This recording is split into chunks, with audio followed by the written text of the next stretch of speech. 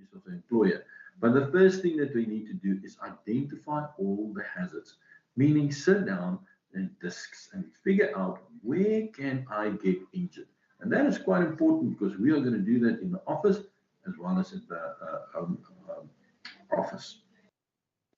And then we're going to say that section 24 is reporting of the incident. That's why you must have a first aider, a firefighter, safety rep, reactive stuff. What have you got in plan if something goes wrong? You also need a letter of good standing. Who's going to pick up the bill for that poor guy that got injured? And 37 is that every employer must have an appointment letter stating what they can and cannot do. And then you are also liable for everybody else on your premises. Section 38 is penalties. Yes, there is penalties, but this is not the time to talk about 2 years and 100,000 rand, so we rather move on. Employees. Yes, employees have also got responsibility because we're not appointing children. So let's quickly have a look what is applicable on them. Section 17 says, when do we need to appoint a health and safety rep? Section 8 tells us what is their duties. Now, I'm not going to talk too much about it. That's for the officers alone. Health and Safety Committee. 19 tells us when to have a Health and Safety Committee. And 20 is what is the functions of the Health and Safety Committee. Now, my question is actually to you guys. Have you guys got a safety committee? Have you got your first aiders, firefighters, and safety reps in your office, in your company, appointed, functional? And does everybody in the working environment know who they are and how to utilize them? Number 14 is the general duties of the employee. At work, they also have duties that they need to do, but your duties, luckily, is only 5. For example, you need to notify the employer if something goes wrong. You need to report your incidents before the end of the shift. You must participate in all the safety ventures of the employee because he's ultimately responsible. And then the employer has got duty to inform you of everything regarding health and safety. And that's why I'm so excited about this course, because we are here to inform you regarding your health and safety. Okay, let's quickly place devil's advocate. Let's say that we have got that incident that's going to happen. What is going to happen next? Well, firstly, the Department of Labour is going to pitch up on site, and then he's going to ask the highest ranked person, CEO, have you got a plan of action? He says, yes, I've got a safety management program running.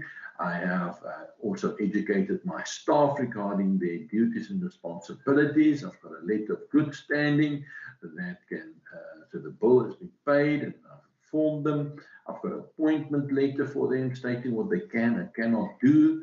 And then no negligence will be proven on the employer side, and they will jump over to the employees and say, hey, we have got proof of evidence that the employer have acted as a responsible person. So why did you stand on an office chair to change a light bulb? Now, somebody in the office is obviously going to be appointed, the management or safety rep, to make sure that this whole safety program works. Now, let's quickly sum it up. As a representative of the employer, it is then your duty to inform the employees how to do their work safely. Well, webinar is a good way of doing it. Induction training and toolbox talks and posters, and safe working procedures. There's many ways to inform the people of how the employer can assist them to be safe in their working environment. It is then the employee's responsibility to report back that it is working or not working. How do you guys report back? Well, you can do inspections of your premises, and you can report it to the managers, or you can attend a safety meeting through the safety representative. Can you guys see? That is the circle. This is how we prove reasonable person, is to where you can sit down, identify what can go wrong in your environment, correct it, and then make sure it is in a program by constantly reporting and informing your environment. Okay. Does this make sense? Is that quite straightforward? This is mostly then for the office environment. So let's quickly have a look how we implement this in our office. Okay, so if we have a look at the following, you will see there the office safety that we have. There's obviously a couple of safety rules, and I'm sure you guys have got several rules in your safety management program for stuff that you can and cannot do. But I just quickly want to touch on a couple of things. For example, you must have a safe desk. Okay, your desk is most probably the biggest risk. And we're going to look at the safe desk at the later stage. But your desk is what is extremely important. Do you know your safety team? Do you know as the first aid, as a firefighter, safety? Do you know where to go? Do you understand what their duties is? Do you know where your extinguishers and first aid boxes are? And do you know how to use your fire extinguisher? We're going to go through that as well. It's extremely important because those tools are there to make sure you are safe. It is for your disposal. Okay? Keep all walkways clear. Extremely important that we do not slip, trip, and fall, so we keep our walkways clear. Do not stack in front of escape doors or any door for that matter. And when you have a spill, clean it immediately. Be part of the team and clean it immediately. If you cannot clean it, get somebody, but do not leave it because that is a potential hazard. And then we have our slip, trip, and fall. Office rules. Everybody, the majority of the people look at an office and say, our office is a low-risk environment. But I have seen many people in the office get injured. So it's extremely important that you guys must be vigilant. And the easiest way of being vigilant is actually walking through your office and schedule and with fresh set of eyes and see, okay, today I'm only going to look for stuff that is going to injure me or anybody else. This is not only the responsibility of the health and safety rep and first aiders or firefighters, but everybody's responsibility. Because just make sure it is you that get injured. So be part of the solution and see and make a fresh set of eyes. And if you see something that is wrong and you cannot correct it, report it.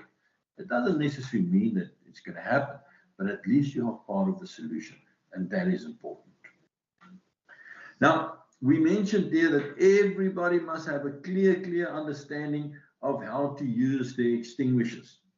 Now, the extinguishers is most probably the most common tool to fight fires in the working environment, and it has been around us forever. We actually used to extinguishers in our office environment, but do we really use it correctly? Do we understand it? It's so sad that we cannot come here to you and show you physically how to use the extinguisher. So the best that I'm going to do now is show you a little video and of a test that a news channel in America did to play this. Let's quickly have a surprising new warning from FEMA prompted World News to create a test. There are 1,000 house fires in this country every day, some of them sparked by lightning from these storms, some from summer grills that hurl sparks. And of course, we all think we can grab a fire extinguisher, but FEMA warned most of us don't know how to use them. Do you? ABC's Elizabeth Leamy is our consumer watchdog. This woman is trying to put out a house fire, and she's losing. Lucky for her, this isn't her home. Heart pounding a little bit. We told a group of homeowners we were doing a story about family fire drills, but it was a trick. Really, we wanted to see if they could work a fire extinguisher. Here, take the fire extinguisher. Go. See what you can do. Firefighters say many homeowners have fire extinguishers, but most don't know how to use them. Remember Carrie Braun? Look, it takes her an agonizing 10 seconds to pull the pin on hers. I always thought it would be easy to use, and it's not as easy as you think. Vincentetta Nello has a fire extinguisher at home, but was too far away from the flames for this one to do any good. So what did you learn? To just get out.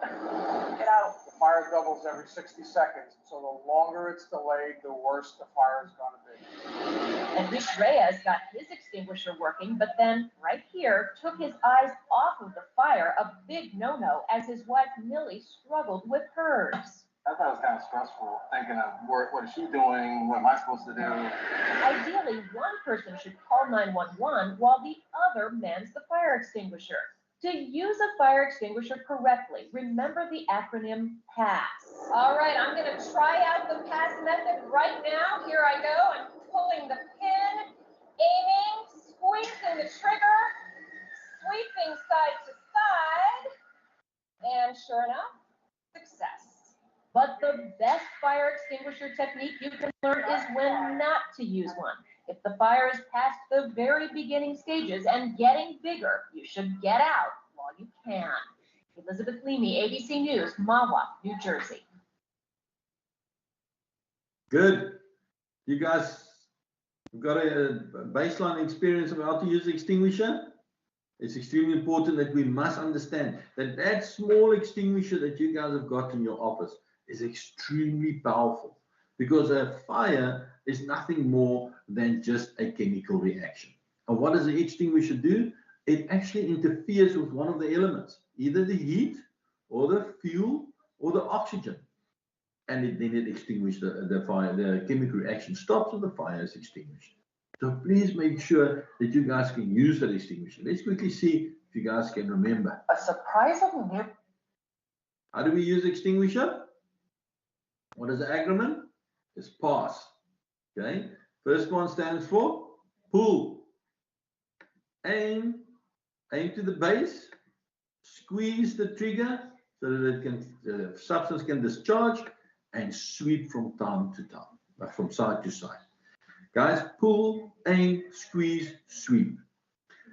The whole idea why I was showing you guys the use of extinguishers, because I want you guys to have the authority or the freedom or the capability of just not be afraid. Okay. I don't know if you guys can recall, there's a fireman there that said that a fire doubles every 60 seconds. Every minute it doubles. So you haven't got time to run around, call somebody else. You actually only got about 4 to 5 minutes to make sure that the extinguisher is being used. Within that 5 minutes, you've got a 90% chance of extinguishing the fire. Okay? So please have the authority and use your extinguisher. In the offices, you will see we've also got a fire hose, okay, that can be used. A fire hose is the best way of extinguishing a fire. Water is the best way. But let's quickly see how to use an fire hose. When you use a fire hose, you need to open the valve at the bottom fully. So many times the people run to the fire with the fire hose and they forgot to open the valve, and there's not a drop in and then they need to go back. So they wasting time. So please make sure when you're going to use your fire hose that you open that immediately. It also helps when you open up the water. It's now fully pressured inside the hose and it's easier to roll off. So then you pull out the hose, you run to your fire. You open the nozzle in front in your hands so that the water can come out, and then you aim once again at the base, okay, of the fire. Now guys, the fire hose is simply just like a normal hose pipe. And even you guys that is at home, you can use your hose pipe outside and as a fire hose. Have it ready, put it in the air, connected, close the tap, so that when you need it, you can just run out, get it, and see if you can, and it will help you if you haven't got a fire extinguisher at home. Okay. So in the office, what is the two things that we need to do? When we see something wrong, correct it. When you cannot correct it, report it. But before it starts becoming an injury or a hazard. Those are actually the two basic golden rules in an office environment. Okay, when you see something wrong, correct it. If you cannot correct it, then you must need to report it. Report anything that you could think there is a problem in the working environment. Okay, we got any questions regarding office safety? So we can move on then to home-based safety. Good. Home-based safety. Everybody loves their house, their homes, because that is where our loved ones are. That is where we love to do. We spend a lot of time in there, and we normally think that it's a natural place to work. natural place to work. And there's a lot of benefits in working at home. For example, you will find, oops, are we having that problem again? Yeah, I think it's a bit delay the slide, but maybe it will come up. Maybe it will come up.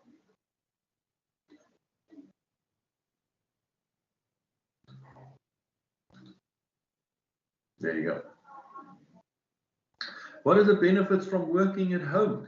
You will see when we start working from home, we immediately think that there's a huge benefits because it's flexibility, which is fantastic, and you can start balancing your work and your life because it's flexible hours, and the cost cutting is the main this because you don't need to travel to office with the price increase of fuel and so on. And you believe you can have increased productivity, and all of these things is fantastic.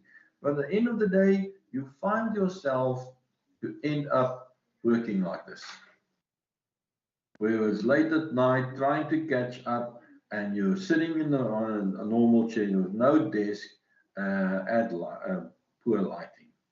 So let's quickly have a look at what can go wrong at home.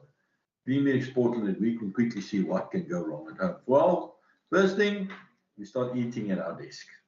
Not a problem, can get out of hand. We start getting the back pains because we haven't got the right chairs and setup.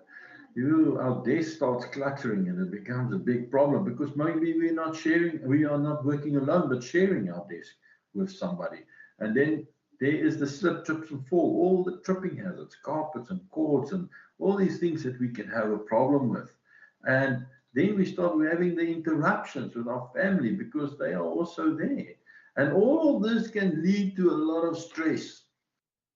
And that's why it's so important that we sit down here and have a discussion of how do we set up our office environment at home.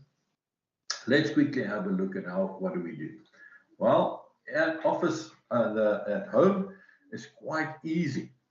Let's quickly look at a couple of elements. Well, firstly, you've got to have a designated desk. Okay, got to have a designated desk where you're going to work from. You got to have your electrical cords all sorted out so that it doesn't create tripping hazards or potential sparks because you're working with a laptop and you're working with all these power equipments. But then you must make sure that you've got natural lighting. That's the best lighting that you can get. And then make sure that your office is quiet. The area that you're going to work is quiet. Make sure that you have placed your monitor in such a manner that it is eye level or slightly just below eye level. Make sure that you keep your desk clean. That housekeeping is extremely important, not only your desk, but also around your desk. And then, very important, is your chairs versus your desk. The ratio is extremely important. For example, you must make sure that your elbows and your thighs is parallel to the floor and the desk, and that you can sit up straight. Sometimes with smaller, shorter people, a footstool is quite important just to lift their knees slightly so they can be comfortable. This is tried and tested as to be ergonomically correct. This is so that you can sit the maximum time there and not be uncomfortable or hurt any part of your body or your back, which is extremely important. Okay, good. So your office environment at home is extremely important and must make sure that it is safe. So take the time and look at your office environment there. Make sure that you are compliant, which to maximize your working experience at home. Because why are we doing it? We are doing this for the next generation. We are doing it because we love our family, not only to work, but we also need to look after ourselves. And I also need to maybe at this stage talk about our next generation safety. Is because if we need to make sure that if we can start implementing safety now and talk about safety at our family, it will create a safe person and not just a safe environment. Because it's common knowledge that 88% of all injuries that happens out there is due to unsafe acts, meaning stupid things that people do. things that they always say, ah, man, now I did something stupid. I should not have done this. If we can start talking about safety on the simple things in our office and at home, like how to use our knives and forks correctly, how to store them, how to make sure that our electricity is safe, have an escape plan at home. Just like we have got a plan in the office, you can also have a plan at home to make sure that you are safe. Because this is ultimately what we are doing it for. Everybody, in each working environment, each company has got a letter of good standing for COIDA, meaning if you got injured, then you are covered. The budget before COVID, unfortunately, I don't know in COVID what the budget was, but the budget in COVID, before COVID, was 4 billion rand. The claims that was submitted was 11 billion rand. So safety is a huge, huge problem in South Africa. We've got an extremely bad reputation. So the only way that we're going to manage that is making a decision and making sure that our environment is safe and educating our children so that from a young generation already, they can start learning to just do the normal things safe. Is there any questions? Because this is where we are. I don't see anything in the chat line.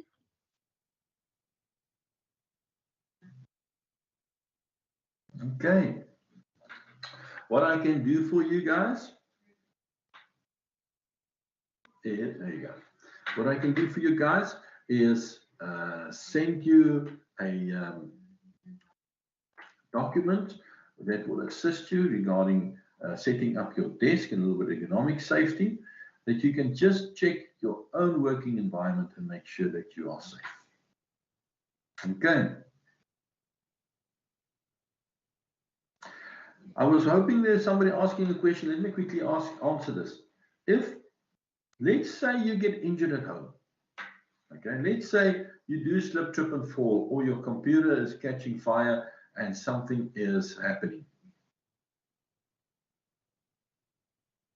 What is the next step? If somebody gets injured and you need to report it immediately to your management and tell them what is the situation. They will complete the necessary forms and submit it. I've actually, with Tobiso here in KZN, he's the chief inspector regarding health and safety, and I sat down with him. This is not something new in the beginning of COVID. I said, what about our home-based safety? What is it if an incident happened there? Now, he says that you guys are still covered because you're under instruction of the employer to work at home. But there is no scenario that has been recorded yet. So they haven't tested that theory yet. There's a lot of things that can go wrong in that claim. For example, have we proven that your environment is safe? Have you guys given any indication of anything that is wrong in your environment? So these things are the things that we need to look at. And that's why this talk is so important. That's why if you have an incident in an office environment, it's easy because there's constantly inspections done and the employer's got direct control over it. But it does not have that in your office environment, in your home environment. But with that said, if you get injured, always report it, submit the forms, and let the Department of Labour uses it and decide. Okay. Good. Thank you. Thanks, Gert. It was very, very informative. I think I need to have an inner circle meeting with management about private office setups at home. But it was very informative. Thanks to the panel. Thanks for everyone who joined us. And guys, please don't forget about the comms that went out about your e-learning and competition and gift cards up for grabs. Thanks, guys, for joining. And thank you, Gert. Appreciate your time. Thank you so much. Thanks very much.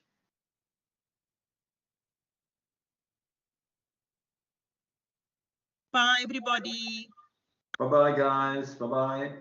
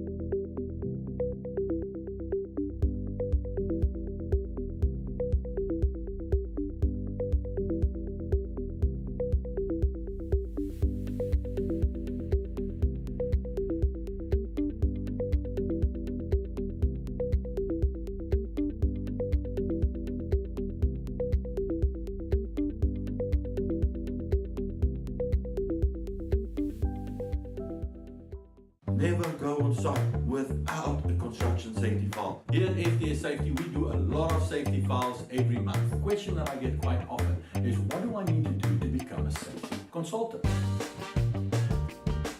If you need any assistance, give us a call. We can help you too. My name is Gert. I'm a safety coach here at FTS Safety.